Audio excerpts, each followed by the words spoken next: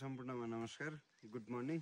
आज हामी अछाम जिल्ला स्थित रामा रोशन गाउँपालिका अन्तर्गत यो रामा रोशन भन्ने ठाउँमा आइपुगेका छौँ र यो दृश्य चाहिँ रामा रोशनको जिङ्गले तालको दृश्य हो। यहाँ वरिपरि हामीले थुप्रै रचनात्मक प्राकृतिक सम्पदाहरू हामीले देख्न पाउँछौँ। यहाँ यतातता छरिएका ढुङ्गाहरू सँगसँगै भरिएका पानी र वरिपरिका गुराँसका रुखहरू, अन्य हर्बल प्राकृतिक स्रोतहरू र यसको शिरमा छरिएका ठुला ठुला पहाडले यो अझै विशेष, अझै मनमोहक देखिएको छ।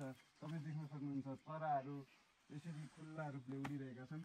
यसले पक्कै पनि हामीलाई एकदमै खुसी दिएको छ र यहीँबाट यहाँ आउन नपाउनुभएका सम्पूर्ण महानुभावहरूलाई हार्दिक मङ्गलमय शुभकामना व्यक्त गर्न चाहन्छु र यही भिडियो मार्फत, यही दृश्य मार्फत तपाईँहरू पनि एकदमै इन्जोय गर्न सक्नुहोस् भन्ने अपेक्षासहित फेरि पनि आदरणीय सर लिलु गिरी मेरो साथमा हुनुहुन्छ। उहाँले यो यात्रालाई एकदमै विशेष बनाइदिनु भयो, एकदमै महत्त्वपूर्ण बनाइदिनु भयो।